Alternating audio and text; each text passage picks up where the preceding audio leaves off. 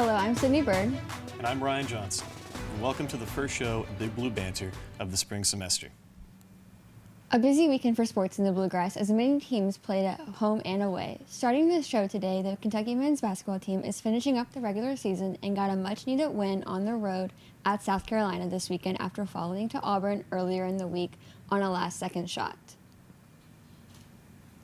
The game started out very slow at Colonial Life Arena. For the Cats, missing easy shots and bad turnovers, a made three by Denzel Aberdeen gave the Cats the first lead of the night. After seeing the first one drop, Aberdeen was feeling hot as he went on to make three straight to extend the Cats' lead. Kentucky went into the half with a 7-point lead over the Gamecocks. Once again, the second half started out pretty slow, but a couple of threes by Andrea Yolovich and Aberdeen helped keep the team in the game. The Cats continued to find the rim as Colin Chandler and Mo Diabate extended the lead.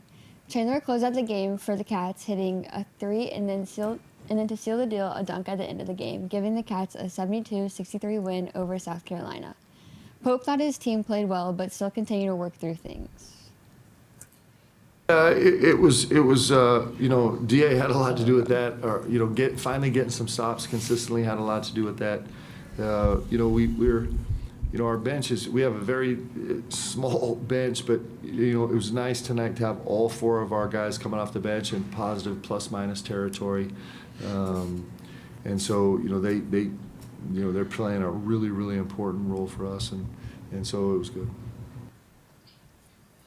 Kentucky women's basketball traveled to Nashville on Sunday to take on the 5th-ranked Vanderbilt Commodores, seeking a ranked win on the road to boost the Cats' standing in the SEC. With just 3 games remaining in the regular season, Kentucky tries to get another ranked win before going to Auburn next and playing 3rd-ranked South Carolina at home to close the season. Coach Brooks has done well in his first 2 years at UK, and his Wildcats got off to a good start in this one, running out to a 10-point lead midway through the first quarter thanks to a layup from Clara Strack, who ended the game with a team-high 17 points. However, Vanderbilt wouldn't go away easy, as Michaela Blakes drives to the basket, getting Vandy into rhythm. The Doors continued to keep it close nearing half as Blakes kept on scoring, ending with 35 points in the game. Asia Boone hits a three to keep Kentucky ahead in the third and would finish with double-digit points with just 15 seconds left. And Kentucky with a 1-point lead. Vandy has a chance to get ahead late, and a pull-up jumper from Aubrey Galvin would be the game winner for the Doors as they beat Kentucky 81-79. After the tight loss on the road, Kentucky head coach Kenny Brooks had this to say about his team's performance post-game. It's a 40-minute game. We came out, and I thought we did a really good job of taking advantage of our opportunities. I felt like we got those same opportunities later on. We just didn't knock them down. But it doesn't matter how you start, and in particular against a team like Vanderbilt. They are one of the most prolific scoring teams in the country. They're going to be able to score with you. We got off to a really good start, and then I don't think anything really changed. We missed some shots, but it's a 40-minute game.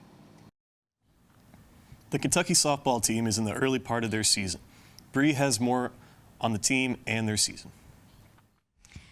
The University of Kentucky softball team has come out of the gate swinging at the start of their season. Looking at last weekend's tournament, it was clear they were eager for a win. Kentucky came prepared to play Memphis, keeping their eye on every ball that was pitched their way. Going into the top of the 4th with the 0-0 score, Allie Blom came ready to swing. Hitting the ball out of the park, she put Kentucky on the scoreboard with a home run, giving the team a 1-0 lead. Heading into the top of the 5th with another score in between plays, Maddie Anson continued with the home run trend, setting the Wildcats at a 3-0 lead. At this point in the game, the Wildcat team is amped up. Already having the lead, senior pitcher Sarah Handigas took control of the pitcher's plate, keeping Memphis off balance the entire game, leading the Wildcats to a 7-1 win. After this win, freshman pitcher Haley Nutter says she thinks a successful season is underway. I feel like it puts potential for a really good season, successful season. And honestly, we don't really know what will happen, but I mean, if the team keeps up with what we're doing and all of our pitching staff keeps up with the hard work and stuff, I see us going very far and being really successful this year. The future of UK softball looks incredibly bright. You can watch the team play at home this weekend in the John Crop Classic Tournament. Best of luck to the Wildcat team in their first home game. Back to you, Sydney and Ryan. Thank you, Brianna, for the softball update. The softball team will play tomorrow at home versus Michigan State at 3 p.m. Now we'll go to Kat, who has track and field update. The Kentucky men's and women's track and field team has been on a roll, with many of the Wildcats setting personal new records and breaking old Kentucky records as well. A few weeks ago, the Wildcats traveled down to Clemson, South Carolina for the two-day Tiger Paw Invitational. On opening day of the competition, one outstanding Wildcat, Emmy Scales, reclaimed the #1 spot in the NCAA Women's 60-meter hurdles ranking. The junior ran a new career best time of 7.86 seconds in the semifinal round of the 60-meter hurdles. Later on, Scales came back for the final round of the women's 60-meter hurdles, finishing second with another career best time of 7.83 seconds. This past Tuesday, Scales was awarded the 2026 SEC Women's Indoor Scholar Athlete of the Year. She's been putting in the work both in the classroom and on the track. Day 2 of the competition came quick, with another impressive Wildcats performance by freshman Venice Kunabo Naisera. She ran a personal best time in the women's 800 meter with a final time of 2 minutes and 3 seconds, which made her become the second freshman to break the women's 800 meter Kentucky school record. The Kenya native has been making a huge impact for the Wildcats this year. Next up for the Wildcats is the SEC Indoor Championship, which will be held in College Station, Texas at the Fasken Indoor Track and Field Facility. This will be a 3-day event for the Wildcats. Best of luck to both the men and women track teams. Thank you, Kat. Be sure to catch both men's and women's in College Station in Texas. It will be streamed on SEC Network Plus. The University of Kentucky rifle team finished their regular season at 7-2 with wins over Georgia, Southern, and Morehead State. They qualified as the 1 seed for the 2026 NCAA Rifle Championships. Let's go to Miles, who has more on the team's success. The #1 ranked Kentucky Rifle is heading into the postseason with major momentum as well as an emotional send-off.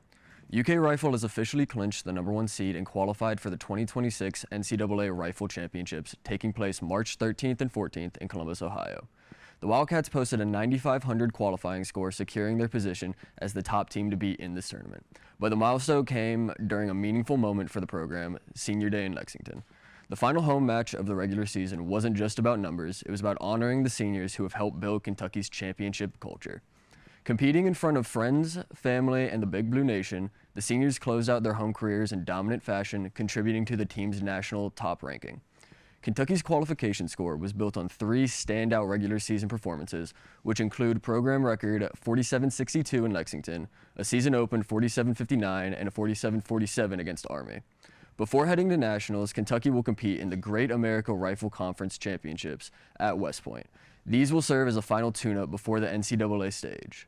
From a record-breaking season to an emotional Senior Day celebration, Kentucky Rifle is entering the championship season with confidence and momentum. I'm super proud of all 4 of them. They've helped change the culture of the program, because the culture continuously changes. So they definitely took the ball and kept moving the ball in the right direction for the team, to inevitably be where we, want to be, and that's want to be one of those elite teams in the country. The team will be in West Point, New York this weekend, starting Saturday for the GARC Championship. Now back to you, Sydney and Ryan. Coming up after the break, Lance and Tyler will go more in depth on Kentucky men's basketball on the Banter Couch.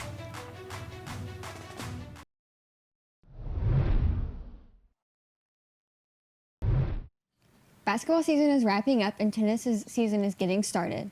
Let's go over to the Banter Couch to Tyler Russell and Lance Roth for more. Over its recent run, Kentucky basketball has seen both heartbreak and a little bit of grit as well. The team fell dramatically at Auburn due to a foul call that came in the dying seconds, but before that or after that responded with a road win at South Carolina. So starting off with against Auburn, the Wildcats fell 75-74 on Saturday night inside of the Jungle. With a career-high 29 points, Otega Owe led the Wildcats. Denzel Aberdeen had 15 points, Colin Chandler had 10 points, but in the end, the Cats couldn't get it done.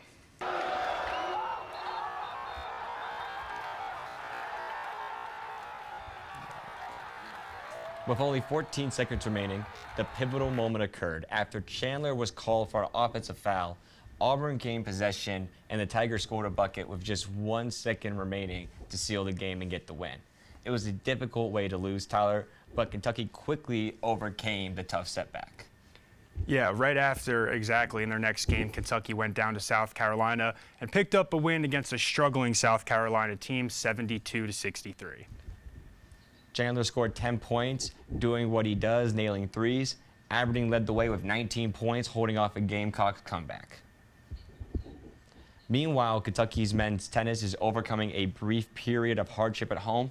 The Wildcats have dropped 2 of their last 3 home matchups as a youthful roster looks to continue to develop. The team is also dealing with lineup changes as captain Eli Stevenson is sidelined with an undisclosed injury. As Kentucky attempts to keep its momentum this spring, Antoine Giviato, our top singles player, has decided to depart to pursue professional opportunities, has also brought another change to the Kentucky team. Yeah, exactly. And like you mentioned, tennis is really depending on their youth during this time of transition, where Kentucky basketball has a little bit more of a season ahead of them, but they demonstrated some resiliency after that win over South Carolina following that Auburn loss. Yes, the way both programs have handled these situations could definitely influence how everything comes in the coming weeks. Ryan and Sydney, back to you. Thank you for those updates, Lance and Tyler. Be sure to check out men's basketball as they play Vanderbilt on Saturday, February 28th at 2 p.m. UK Tennis will play Florida on Friday at 5 p.m. at the Hillary J. Boone Tennis Complex. Stay tuned as we have Sophia Carreros with high school basketball and Brooke Harlemer with volleyball coming after the break.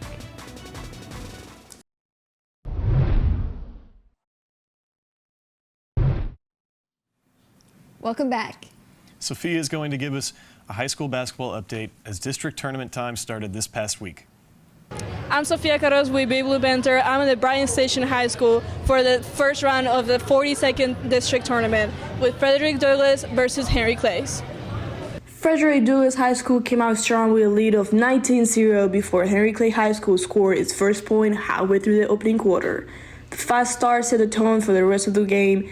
9 different Berkeley players found their way in to showcase how powerful they are. Jaylee Knowles led the way with 13 points and 4 Douglas players finished with double figures.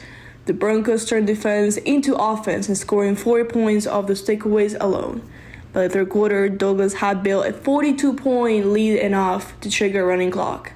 The Broncos walked away with a 79-50 victory. The type of competition that we play, I tell these girls, like, you don't have time to think it's a off game. You got to be ready, prepared every game, every day, day and night. We play top 20 teams, top 25 teams almost every game or every other night that we play. So you got to be on your A game and be ready to play. It takes that we got to the Final Four. The girls know what it takes. So I think this year we're coming in. Their drive is different. Their determination is different. So I think that's sets us different for us last year. Frederick Douglass will play back on Friday for the championship. I'm Sophia Carreros with Blue Banter. Thank you, Sophia. The winner of each region will go on to play for a chance at the state championship in the Rupp Arena. The tournament will be held March 18th through the 21st. After an incredible season, the UK volleyball team is back to work following their 9th straight SEC championship win.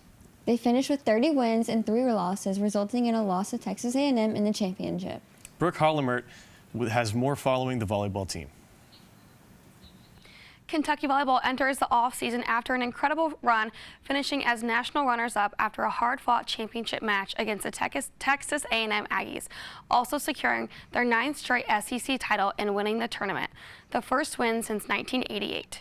The team is now deep into the offseason training, preparing to rise the bar once more again this fall. The new season brings new challenges, opportunities, and a talented group of newcomers. Head coach Craig Skinner has added 5 standout freshmen, each bringing unique strengths to an already elite roster. As Wildcats continue their offseason grind, anticipation builds for another memorable season in Memorial Coliseum. Back to you, Sydney and Ryan. Thank you, Brooke. The Wildcats look to continue their hot streak next season. That's all for Big Blue Banter today. Thank you for tuning in. We hope you enjoyed. Be sure to check back in next week. We'll be live on Twitch starting at 1 p.m. on Thursday. See you next week.